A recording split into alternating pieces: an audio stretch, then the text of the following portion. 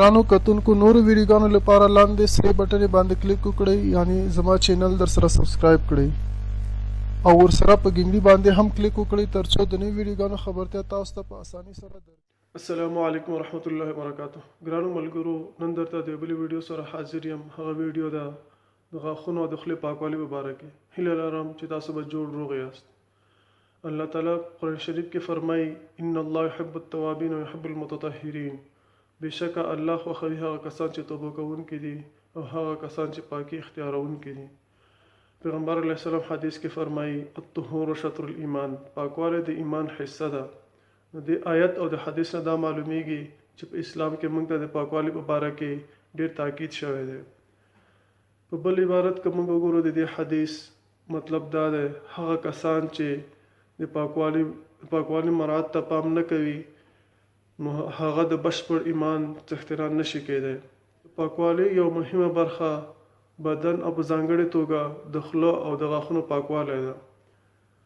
د خوله له لارې نور وجود ته د خوراکي شیانو او میکروبونو یو مهمه لاره او دروازه ده. ډاکټران وایي چې په خوله کې مختلف میکروبونه دي، که هغه پاک نشي نو انسان له مختلفو امراض سره مخامخ کېدی شي.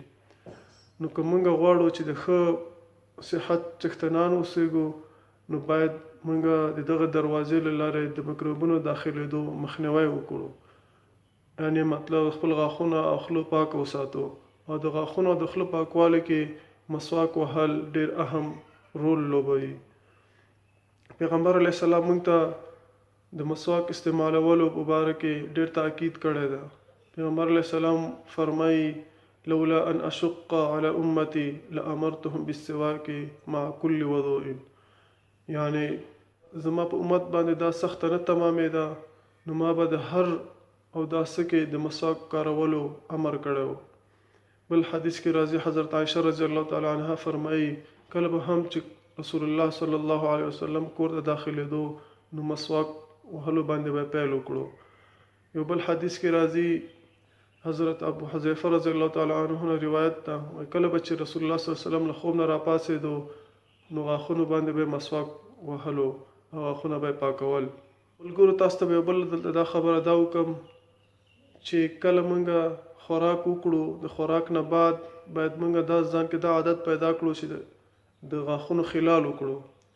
که موږ د غاښونو خلال ونه کړو د خوراک نه بعد دلته د غاښونو مابین کې وړکې ذرات پاتې کیږي او که دا ذرات پاتې شي ډېر وخت پرې وځي نو دغه ذراتو نه جراثیم یا میکروبونه جوړیږي چې هغه ځي د خولې نه معدې ته او معده هم خرابوي او دې نه مختلف امراض پیښیږي.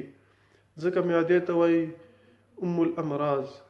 نو باید موږ د دغه ذراتو خلال وکړو، یعنی د خلال لپاره ځانګړی یو تار میلاویږي دواخانو کې ډاکټرانو سره او یا ځانګړي هغه ډکي چې ورته استعمالېږي وړکي ډکي وي هغه باید موږ استعمال کړو چې هغه ذرات راوباسو.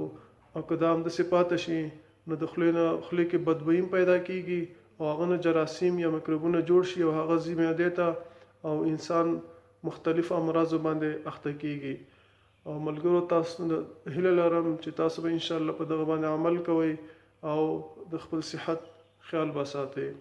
او بله خبره ده چې هر ماخوستن ویده کېدو نه مخکې باید موږ خپل غاښونه برش کړو او چې کله له خوب نه راپاسو باید بیا هم برش کړو. او که د ویده کېدو نه مخکې برش نشئ کړی نو باید حتما ضروري دا ده چې سحر مانځه ته چې څنګه راجع شو باید موږ اول غاښونه یا په مسواک باندې یا په غاښو برس باندې موږ پاک کړو.